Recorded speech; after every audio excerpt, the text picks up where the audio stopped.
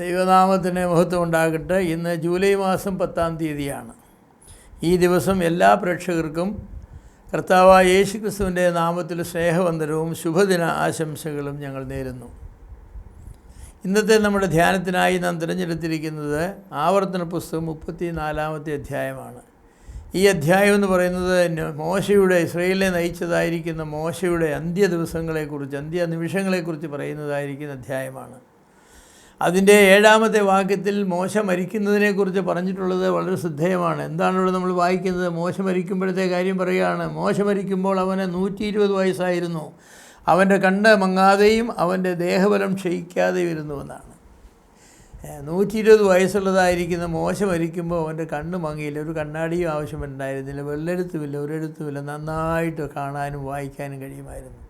അതുപോലെ ദേഹബലം, പോകാനും വരാനും ജനത്തിൻ്റെ മുന്നിൽ നടക്കാനും മരുഭൂമിയിൽ നടക്കാനും എല്ലാം ഉള്ള ആരോഗ്യമുണ്ടായിരുന്നു. അങ്ങനെ ആരോഗ്യമുള്ളൊരു മനുഷ്യൻ ഒരു പക്ഷേ വീണ്ടും അനേക വർഷങ്ങൾ ജീവിച്ചിരിക്കുമായിരുന്നു. ഇസ്രായേലിനെയും കൊണ്ട് യോർദാൻ കടന്ന് ഇക്കരെ കടന്ന് കനാൻ നാട് വെട്ടിപ്പിടിച്ച് നൽകാൻ ഉള്ള ആരോഗ്യവും ഒക്കെ ഉണ്ടായിരുന്നു. പക്ഷേ മോശ ചെയ്തതായിരിക്കുന്ന ഒരു കുറ്റം നിമിത്തം ഒരു ശിക്ഷയായിട്ടാണ് മോശ മരിക്കുന്നത്.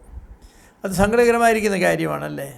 ദൈവം വിളിച്ച് വേർതിരിച്ചതായിരിക്കുന്ന ദൈവത്തിൻ്റെ ജനത്തെ നയിക്കുവാനുള്ളതായിരിക്കുന്ന ഒരു നേതാവ് താൻ അനുസരണക്കേട് കാണിച്ചു. പാറയോട് കൽപ്പിക്കുക എന്ന് പറഞ്ഞു. കൽപ്പിക്കുന്നതിന് പകരം പാറയെ വടി ഉയർത്തി 2 പ്രാവശ്യം അടിച്ചു. അതുപോലെ ദൈവജനത്തിൻ്റെ മുൻപാകെ ദൈവത്തെ മാനിച്ചില്ല. ചില വാക്കുകൾ മോശയോട് സംസാരിച്ചു. മത്സരികളെ കുടിപ്പീനെന്നൊക്കെ പറഞ്ഞ് അത് ദൈവം പറഞ്ഞു, മോശയെ നീ തെറ്റ് ചെയ്തു പോയി എന്ന് പറഞ്ഞു. ഞാൻ നിന്നോട് അടിക്കാൻ പറഞ്ഞില്ല, നിന്നോട് കൽപ്പിക്കാനേ പറഞ്ഞുള്ളൂ. അതുപോലെ നീ അനാവശ്യമായിരിക്കുന്ന വാക്കുകൾ പറഞ്ഞു. എന്നെ ദൈവജനത്തിൻ്റെ മുൻപാകെ നീ ശുദ്ധീകരിച്ചില്ല, അതുകൊണ്ട് നീ കനാൻ നാട്ടിൽ പ്രവേശിക്കില്ലെന്ന് പറഞ്ഞു. അങ്ങനെ മോശ ഒരു ശിക്ഷയായിട്ടാണ് ഈ 120 വയസ്സുള്ളപ്പം മരിക്കുന്നത്. മോശയുടെ ജീവിതത്തിൽ 3 കാലഘട്ടങ്ങളുണ്ട് നമുക്കറിയാം. മിസ്രൈമിലെ ഫറവോൻ്റെ പുത്രിയായി വളർന്നതായിരിക്കുന്ന ആദ്യ 40 വർഷങ്ങൾ, പിന്നെ മിദ്യാനിൽ പോയി യിത്രോയുടെ ആടുകളെ മേയിച്ചുകൊണ്ട് നടന്നതായിരിക്കുന്ന 40 വർഷങ്ങൾ, അവസാനമായിട്ട് ഇസ്രായേൽ ജനത്തെ മിസ്രൈമിൽ നിന്നും വിടുവിച്ച് ചെങ്കടൽ കടത്തി മരുഭൂമിയിലൂടെ 40 വർഷങ്ങൾ അവരെ കൊണ്ടുവന്നു. അവരേതാണ്ട് യോർദാൻ്റെ തീരം വരെ എത്തിയിരിക്കുകയാണ്. അങ്ങനെയുള്ള 40 വർഷങ്ങൾ. അങ്ങനെ ആ മനുഷ്യൻ്റെ ജീവിതത്തിൻ്റെ 3 കാലഘട്ടങ്ങളുണ്ട്. 2 കാലഘട്ടങ്ങൾ തൻ്റെ ട്രെയിനിങ് പീരീഡും 3-ാമത്തെ കാലഘട്ടം തൻ്റെ വേലയ്ക്കുള്ള സമയവുമാണ്. ഒരു നല്ല റേഷ്യോ ആണെന്ന് എനിക്ക് തോന്നാറുണ്ട്. ഒരു മനുഷ്യൻ 120 വർഷം ജീവിച്ചിരിക്കുമെങ്കിൽ ആദ്യത്തെ 80 വർഷങ്ങൾ പരിശീലനത്തിനും 40 വർഷങ്ങൾ സേവനത്തിനും നല്ലതാണ്. പരിശീലനം കൂടാതെ സേവനത്തിന് വേണ്ടി വരുമ്പോൾ പലർക്കും പരാജയപ്പെടും. മോശയുടെ ജീവിതത്തിലെ തൻ്റെ വ്യക്തിത്വത്തിലെ ഒരു ന്യൂനതയാണ് തനിക്ക് ആപത്തായി വന്നത്. 120 വർഷം ജീവിച്ചിരുന്നതാണ്. ഞാൻ വിചാരിക്കുന്നു ആരോഗ്യം അനുഗ്രഹമാണല്ലേ. ആരോഗ്യം അനുഗ്രഹമാണ്. നല്ല ആഹാരം കൊണ്ടും വ്യായാമം കൊണ്ടും വിശ്രമം കൊണ്ടും മാത്രം ലഭിച്ചതല്ല 120 വർഷം മോശയ്ക്കെന്ന് നമുക്കറിയാം. ഇന്നത്തെ ആരോഗ്യത്തിനുള്ളതായിരിക്കുന്ന മാർഗമായിട്ട് ആളുകൾ പറയുന്നത് നല്ല ആരോഗ്യം, ആഹാരം കഴിക്കുക, അതുപോലെ വ്യായാമം നന്നായി ചെയ്യുക, അതുപോലെ നന്നായി വിശ്രമിക്കുക, ഇതൊക്കെയാണ്. എന്നാൽ മോശയെ സംബന്ധിച്ച് വാസ്തവത്തിൽ നല്ല ആഹാരം കഴിച്ചോന്ന് ചോദിച്ചാൽ ആദ്യ 40 വർഷങ്ങൾ ഫറവോൻ്റെ കൊട്ടാരത്തിലായിരുന്ന കാലത്ത് ദ ബെസ്റ്റ് ഫുഡായിരിക്കും കഴിച്ചത്, ഒന്നാന്തരം ആഹാരം. അതിൻ്റെ ആരോഗ്യ ബലവുമൊക്കെ തീർച്ചയായിട്ടും മോശക്കുണ്ട്. പിന്നത്തെ 40 വർഷങ്ങൾ ഈ ആടിനെ മേയിച്ചുകൊണ്ട് മരുഭൂമി നടന്നതായിരിക്കുന്ന കാലഘട്ടത്തെ ഞാൻ വിചാരിക്കുന്നു മിസ്രൈമിൽ നിന്നും താൻ നേടിയെടുത്ത മേധസ്സെല്ലാം മരുഭൂമിയിൽ വെച്ച് അലിഞ്ഞു പോയി കാണും. ആ ഭയങ്കരമായ ചൂടും വെയിലും മാത്രമല്ല, ഈ ആടുകളുടെ പുറകെ പോകുക എന്ന് പറഞ്ഞാൽ എന്തോ ഒരു ബുദ്ധിമുട്ടാണ്. അപ്പോൾ നല്ല എക്സർസൈസാണ് കിട്ടിയത്. അതിനുശേഷമാണ് മോശയെ ഇസ്രായേൽ മക്കളെ നയിക്കുവാനായിട്ട് ദൈവം അയച്ചത്. താൻ 40 വർഷങ്ങൾ ഇത് വിശ്വസ്തമായി ചെയ്തു. തൻ്റെ ഭാഗത്ത് വന്നതായിരിക്കും തെറ്റിന് ദൈവം തന്നെ ശിക്ഷിച്ചു. അങ്ങനെയാണ് മോശ മരിക്കുന്നത്. എന്നാൽ മരിക്കുമ്പോൾ മോശയ്ക്ക് യാതൊരു വിധമായിരിക്കുന്ന ശാരീരിക വൈകല്യങ്ങളും ഉണ്ടായിരുന്നില്ല, മാനസിക വൈകല്യങ്ങളും ഉണ്ടായിരുന്നില്ല. തൻ്റെ കണ്ണു മങ്ങിയില്ല, തനിക്ക് നല്ല ആരോഗ്യം ഉണ്ടായിരുന്നു എന്നൊക്കെ പറയുമ്പോൾ അത് ചെറിയൊരു കാര്യമല്ല.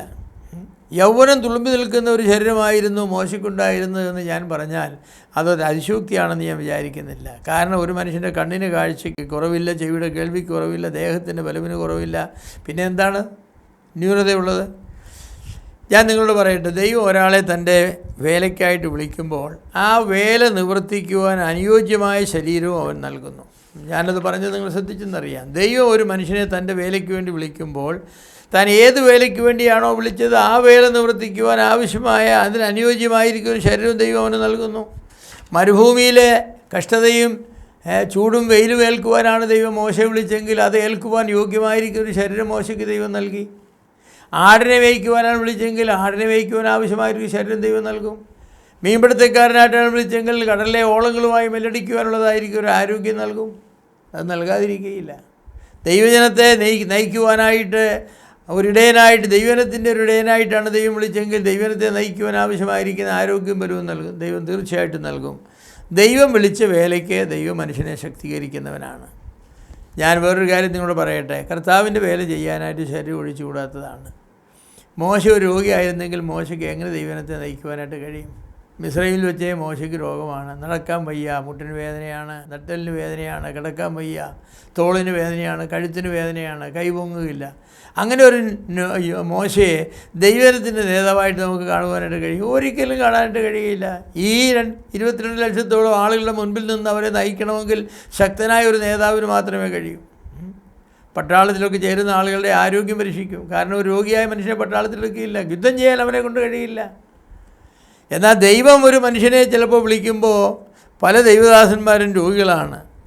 അതിൻ്റെ കാരണമെന്ന് പറഞ്ഞാൽ അവരെ ദൈവം ഏൽപ്പിച്ചിരിക്കുന്ന ജോലി വചനം പ്രസംഗിക്കുക എന്നുള്ളതാണ്. ഈ വചനം പ്രസംഗിക്കുക എന്ന ജോലി ചെയ്യണമെങ്കിൽ അല്പം രോഗം നല്ലതാണെന്ന് ഞാൻ വിചാരിക്കാറുണ്ട്. കാരണം മനുഷ്യൻ്റെ ശക്തി കൊണ്ട് മാത്രം നടക്കുന്ന ഒരു ജോലിയല്ല ദൈവത്തിൻ്റെ വചനം പഠിച്ച് പ്രസംഗിക്കുക എന്നുള്ളത്. ദൈവത്തിലുള്ള ആശ്രയം കൊണ്ട് നടക്കുന്നതാണ്. അപ്പോൾ ദൈവത്തിൽ ആശ്രയിക്കണമെങ്കിൽ അതിനനുകൂലമായിരിക്കുന്ന ഒരു സാഹചര്യം ദൈവം ഒരുക്കണമല്ലോ, വേണം തീർച്ചയായിട്ടും. പല ദൈവദാസന്മാരും ബലഹീനരും രോഗികളുമാണ്.